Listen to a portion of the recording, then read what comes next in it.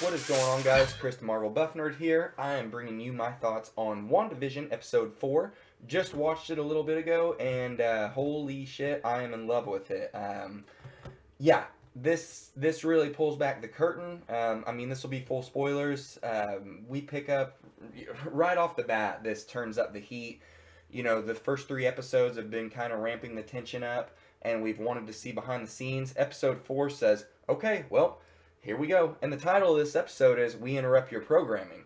And yeah, halfway through the episode, I found myself going, I want to get back with Wanda and Vision. And I was like, oh yeah, the episode name of this is We Interrupt Your Programming. So we pick up with Monica Rambeau before all the WandaVision stuff happened to her. We pick up right as she's blipped back after the snap. So we're getting, it's really cool and it's really like intense. We're in a hospital and we're seeing all this chaos as people are blipping back into existence. She's running into them, and then she asks where her mom's at because she thinks she's only been asleep for like 20 or 30 minutes. Come to find out, she was blipped, or she was snapped out of existence 3 years ago. Her mom since died. So we pick up right off the bat. It's crazy with the whole, the blip people coming back after the snap. So it really just it was awesome to see more fleshing out of that, because when we saw it in Spider-Man Far From Home, it was played up for laughs. Like they showed the scene in the gym where the band comes back, they all blip back, and everybody's playing instruments, they're tripping over each other. So it was played for laughs so far when we've seen things like the blip when people came back. But we haven't seen like all the real world, like hardcore things. Like what about, like people that moved on and got different wives and husbands, or people that died and then people came back and they're like, where are my family members at? And they're like, oh, they died while you were gone. Like there's a lot of different stuff to be answered, and this fleshes that out a little bit and shows all the anxiety and the tension. Then we pick up with Monica trying to get back into her normal life at Sword. And in the meantime, her mom, Maria Rambeau, that we saw in Captain Marvel, died. So she died while Monica was snapped away. And in the meantime, when Monica would have been her natural successor at Sword, they picked somebody else. The next person in line, this Tyler, which he seems pretty cool so far. He's the director now of Sword. He seems all right. He seems like he's taking charge, trying to figure out what's going on. Quickly, we're thrown into Monica goes to New Jersey to meet up with Jimmy Woo. And we're like, oh, cool, Jimmy Woo's in the universe. That's who we thought was talking through the radio, and that it is him. That's who it was. And we quickly find things are going wrong. He's like, yeah, I stumbled across this. And he's like, here's the problem, this cop's going to tell you what's going on. And she's like, well, yeah, what's up? And the cop's like, well, the thing is, this city doesn't exist. Westview, New Jersey doesn't exist. And she's like, okay, where are you from? He's like, I'm from Eastview. It's like, weird, okay. And they leave. And she's like, so this town doesn't exist and everybody around it has a sudden case of amnesia. And he's like, yeah. And they're like, oh, okay, let's figure out what's going on. Quickly, Monica walks up and she finds the force field and she's playing with it. And it's really cool because it looks like an old TV screen. Like she's getting sucked into an old TV screen. And Jimmy's like, be careful. And all of a sudden, she gets sucked in. So that's how Monica, ends up in the universe with WandaVision. And so now we go through, and Sword is building this huge base with the FBI, the military, all these national defenses are all, they're all here to go all in, all resources, calling in all cars to figure out what's going on here. And they're sending drones in, like we saw Monica and Jimmy sent in the helicopter, which turns into the red and yellow one that we saw in, the earlier episode. So we see these things, and they're sending a bunch of drones in, and so it's like they're trying to penetrate this thing constantly. And we see when they sent in a man actually in like a biohazard hazmat suit. When he crosses over into Wanda's reality, she turns him into a beekeeper because that's what fits in with her reality. So she can easily explain it real quick or something. So every time you cross over into the layer, into Wanda's reality, you automatically, you and all your accessories and your clothes and everything turns into whatever time frame sitcom you're in. So we saw the beekeeper guy was actually a Sword agent that they deployed through the tunnels, like sewage tunnels underneath the town. And they were like, yeah, we don't know if her perimeter goes subterraneously, so let's see if we can get through it. And it didn't. And then once he came up in and came back through it, that's when she had full control of that Sword guy. So we got to see that. and we get to see Darcy Lewis come back from Thor 1 and 2. Kat Dennings is who she, that plays her. Um, she's awesome. She looks amazing. She's like 34 now. She still looks like she did in the Thor movies. She's cute. I've always liked her in things, so it's cool to see her come back.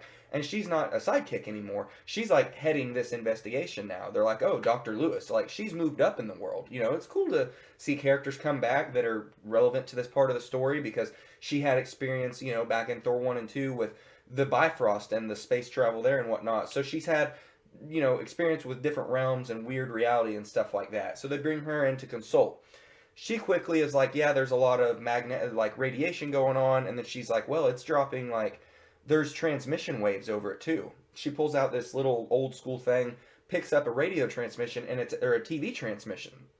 She's like, get me an old school TV right now. And so all of a sudden, come to find out, when it peels back in the first episode and the second episode, when it peels back from the sitcom to the current world, and then there's a TV there, we've been watching what they are watching on the TVs now in the Sword Base. Like, that's what we've been watching as the sitcom. They're just now catching up. And they have all the same questions we have, which is great. Like, why is it a sitcom? Why is it 50s and 60s and now we're in the 70s? Like, why is she doing it this way? Who are these people? Where did they come from? Are they real? So they're like finding out who all these people really are that are, the characters in the TV shows. They're like, yeah, this person is played by these people and this person played by this person. And, they're finding out who these people are in the real world. They're trying to figure out where they're from and whatnot, stuff like that. Or I guess not where they're from. They're all from Westview, as she's kind of put this town under a bubble of amnesia, and people like, now people that knew about it from the outside world, they don't remember it, or it doesn't exist, stuff like that. So it's just this whole crazy big bubble. And it gets to a climax where it shows us after, we see the Sword Base and they're all caught up to where we were at. All of a sudden we're like, oh, now we're caught up to where we were at on the story. So after Monica is blown out of the Sword Base, or blown out of the reality into the Sword Base, we get to see that. We see all that tension where Wanda, like, winds it up and she's like, who are you? Like, why are you talking about Ultron? She's like, you don't belong here and I want you out. And we see Wanda use her magic, her red actual Scarlet Witch magic. And she just fucking blows Monica through all these walls of houses and everything and out of the reality, just like we saw at the end of episode 3. And then after that, we see Wanda, like, she comes back, like, she almost like acted not of her own volition when she pushed Monica out of her reality. Like, she comes back and it's almost like a realization look on her face, like, what did I just do, kind of thing. And so, and then we get to see all that, and then I'm like, where's Vision at?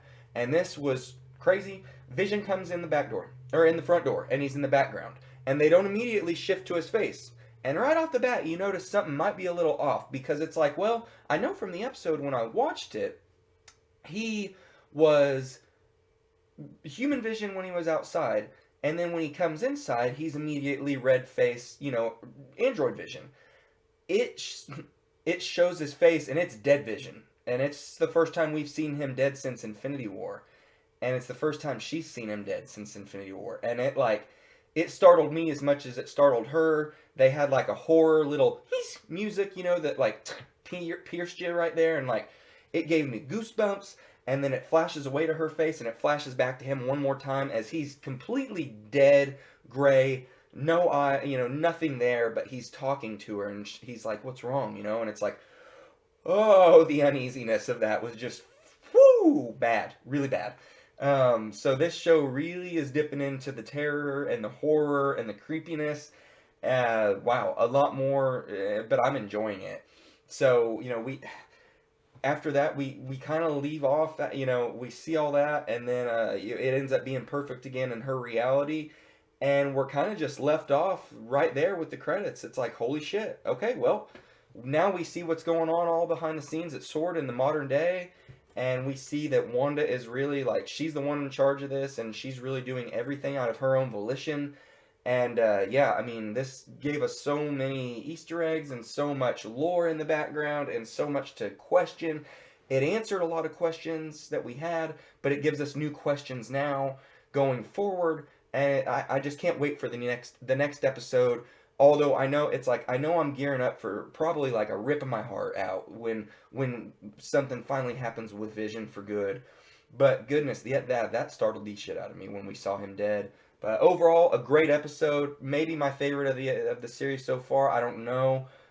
We didn't get a lot with WandaVision, of course, because the title of the episode is "We Interrupt Your Programming." But overall, great episode. Let me know what you guys thought. Did it startle you and give you goosebumps when you saw Dead Vision? Did it get to you like it did to me? Did you like seeing all the behind the scenes with the sword base and with Monica and the blip and all that? Let me know in the comments section down below. Like, subscribe, share, tell your friends, tell everybody. I really appreciate you taking time out of your day to spend some time with me as I share my nerdy thoughts on this stuff. Have a good day, guys.